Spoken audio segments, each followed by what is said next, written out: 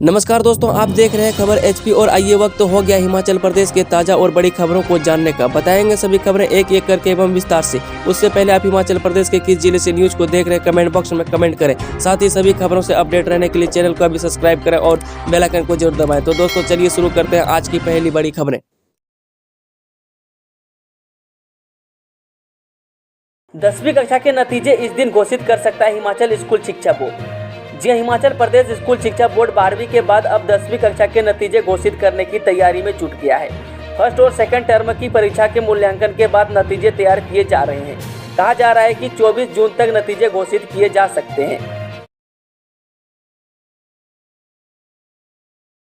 150 feet की ऊंचाई पर 6 घंटे तक हवा में अटकी रही 11 पर्यटकों की सांसें। तस्वीरों में देखे बचाव अभियान। जी हिमाचल प्रदेश के प्रवेश द्वार परवाणु के टीटीआर होटल के रोपवे में तकनीकी खराबी आने के कारण फंसे सभी 11 पर्यटकों को सुरक्षित बचा लिया गया है। करीब 6 घंटे तक 150 फीट की ऊंचाई पर फंसे 11 पर्यटकों की सांसें हवा में अटकी रही। इनमें महिलाएं, बुजुर्ग व कई बीपी के मरीज थे। फंसे पर्यटकों में एक ही परिवार के 10 लोग शामिल थे। ट्रॉली में फंसे पर्यटकों ने वीडियो भी बनाया और इसे होटल प्रबंधन तक पहुँचाया। वीडियो के माध्यम से पर्यटकों ने प्रबंधन से उन्हें जल्द सुरक्षित बचाने का अनुरोध किया।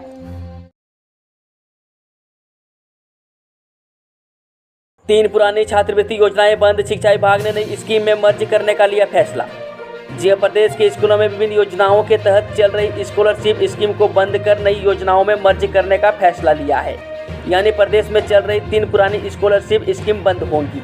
इसमें कन्या उपस्थिति छात्रवृत्ति योजना, निर्धरता छात्रवृत्ति योजना व प्री मैट्रिक अनुसूचित जाति योजना बंद की जाएगी। कहा जा रहा है कि इन्हें अब नई योजना IRDP छात्रवृत्ति और सशस्त्र सैनिकों के आश्रितों को दी जाने वाली स्कॉलरशिप स्कीम में मर्ज किया जाएगा। इस सत्र में छात्रों को ये स्कॉलरशिप मिलेगी। डिपो राशन के 57 सैंपल फेल। प्रदेश में खाद्य आपूर्ति विभाग ने वसूला 6.5 लाख रुपये जुर्माना। जी प्रदेश में खाद्य आपूर्ति विभाग द्वारा डिपो में दिए जाने वाले राशन की गुणवत्ता का पूरा ख्याल रखा जा रहा है। खाद्य आपूर्ति विभाग द्वारा समय समय पर प्रदेश राशन डिपो सहित राशन के गोदामों से खाद्य पदार्थों की जांच के लिए सैंपल भरे जा रहे हैं। खाद्य वस्तुओं की गुणवत्ता को लेकर खाद्य आपूर्ति विभाग सख्त रुख अपना रहा है। खाद्य आपूर्ति विभाग ने अप्रैल 2021 से लेकर मार्च 2022 तक एक वर्ष में प्रदेश के राशन डिपो पर गोदामों से करीब 1824 खाद्य पदार्थों के सैंपल जांचे हैं। खाद्य आपूर्ति विभाग की लैब में जाँच करने पर विभिन्न खाद्य वस्तुओं के 57 सैंपल फेल पाए गए हैं, जबकि 1767 सैंपल जांच में पास हुए हैं। खाद्य वस्तुओं की सैंपल फेल होने पर विभाग ने करीब 6.5 लाख रुपए जुर्माने के रूप में वसूल किए हैं। 27% आरक्षण की करें घोषणा। सरकार को 2 टूक ओबीसी वर्ग को दे राहत, वरना चुनावों में करेंगे बहिष्कार। जी हां, ओबीसी को चुनाव से पहले 27% आरक्षण की घोषणा सरकार करें, अन्यथा विधानसभा चुनाव में बीजेपी का बहिष्कार होगा। यह निर्णय रविवार को हिमाचल अन्य पिछड़ा वर्ग कल्याण मंडल की राज्य स्तरीय बैठक में लिया गया। विद्युत संशोधन विधेयक पर मचेगा बवाल। जी हां, अग्निपथ की लपटों में उलझी केंद्र सरकार के लिए मानसून सत्र में एक और बड़े विरोध की तैयारी शुरू हो गई है। संसद के मानसून सत्र से पहले विद्युत विधेयक 2021 पर बड़ा आंदोलन होने वाला है। यह विधेयक विद्युत अधिनियम 2003 में संशोधन के लिए लाया जा रहा है। बिजली बोर्ड के कर्मचारियों इस विधेयक के विरोध में सड़क पर उतरने को तैयार है और मानसून सत्र के दौरान राष्ट्रव्यापी आंदोलन की पटकथा लिखी जा रही है। साथ ही बिजली कर्मचारियों और इंजीनियरों की राष्ट्रीय समन्वय समिति के बैनर तले सभी यूनियन सामूहिक रूप से इसका विरोध करेंगी। कहा जा रहा है कि बिजली बोर्ड के लाखों कर्मचारी एक साथ हड़ताल पर जा सकते हैं। संसद का मानसून सत्र 16 जुलाई से शुरू हो रही है। 271 ने उत्तीर्ण की स्टाफ नर्स की लिखित परीक्षा। माइनिंग ऑफिसर भर्ती का परिणाम भी घोषित।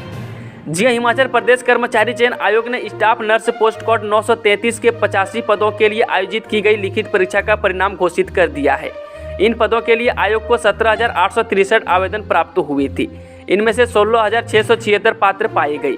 लिखित परीक्षा 13,170 ने दी, जबकि 3,606 अनुपस्थित रहे। 271 अभ्यर्थियों ने लिखित परीक्षा उत्तीर्ण कर ली है। आयोग के सचिव डॉक्टर जितेंद्र कंवर ने कहा है कि उत्तीर्ण अभ्यर्थियों की 15 अंकों की मूल्यांकन परीक्षा 25 जून से 27 जुलाई तक आयोग के कार्यालय में रोजाना सुबह 9:30 बजे से होगी। अभ्यर्थी आयोग की वेबसाइट पर अपना परिणाम व मूल्यांकन परीक्षा की तिथि भी आयोग की वेबसाइट पर देख सकते हैं। 2 साल बाद 11 जुलाई से शुरू होगी श्रीखंड महादेव यात्रा। जी हाँ, विश्व की सबसे कठिन धार्मिक यात्राओं में शुमार श्रीखंड महादेव यात्रा 11 जुलाई से शुरू होगी। 18,570 फीट की ऊंचाई पर भोलेनाथ के दर्शन करने के लिए कई ग्लेशियर पार करने पड़ते हैं। यह यात्रा 24 जुलाई तक चलेगी।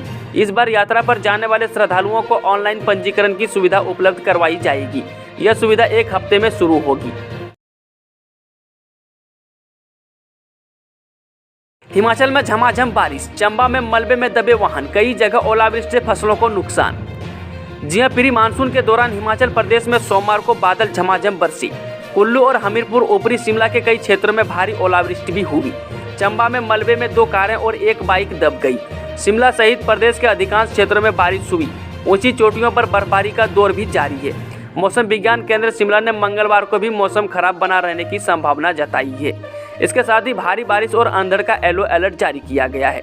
24 जून तक भारी बारिश जारी रहने का पूर्वानुमान है।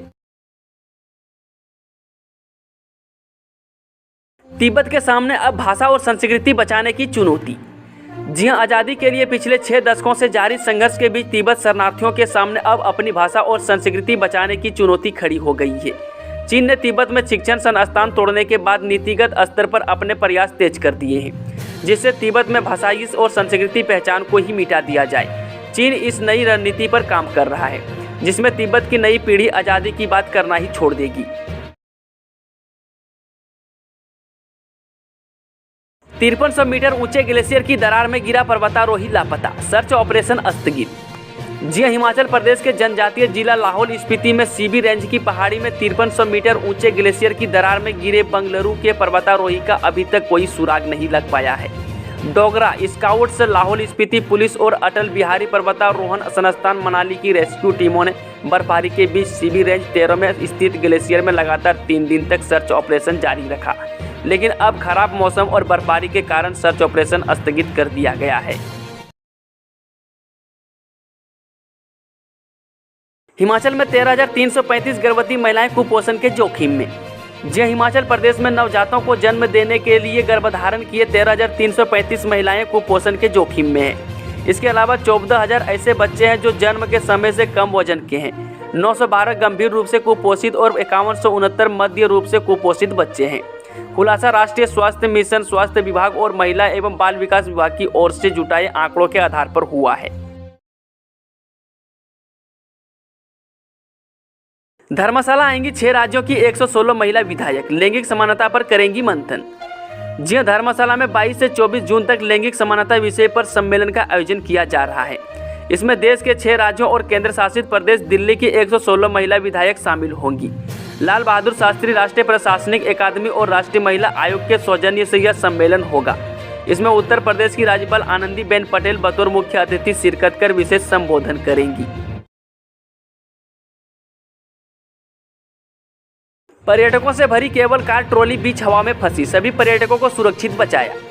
जी हां, हिमाचल प्रदेश के सोलन जिले में बीच हवा में ही पर्यटकों की जान अटक गई। दरअसल यहां पर्यटक केबल कार ट्रॉली में सवार थे और यह ट्रॉली बीच हवा में ही फंस गई है। जानकारी के मुताबिक परवाणु ट्रिबल ट्रेल में तकनीकी दिक्कत आने की वजह से 15 पर्यटक हवा में फंस गई। सूचना मिलने के बाद रेस्क्यू ऑपरेशन शुरू कर दिया गया। वही चलते आज की आखिरी खबर। कृष्णा ने हिमाचल की झोली में डाला पहला पदक, जीता कांस्य। जी हां, खेलो इंडिया महिला वेट लिफ्टिंग लीग के 6ठे दिन हिमाचल प्रदेश ने पदक का खाता खोला। सीनियर महिला वर्ग के 76 किलोग्राम भार में हिमाचल प्रदेश की कृष्णा देवी ने कांस्य हासिल किया। इस वर्ग में RSBP की पूनम यादव ने स्वर्ण पदक जीता। केरल की स्वाति किशोर को रजत पदक मिला। हिमाचल प्रदेश की कृष्णा शर्मा ने कांस्य पदक के साथ 12,000 रुपये की नगद राशि हासिल की। इसके अतिरिक्त हिमाचल प्रदेश की रजनी बाला ने 8,000 रुपये की राशि जीती। साथ ही रजनी बाला चौथे स्थान पर रही है। दोस्तों, वीडियो थोड़ा भी पसंद हुआ वीडियो को लाइक शेयर, चैनल को सब्सक्राइब जरूर करें और कमेंट बॉक्स में कमेंट करके बताएं कि आप न्यूज़ को किस जिले और पंचायत से देख रहे हैं, ताकि आपकी पंचायत तक का भी न्यूज़ कवर कर सके।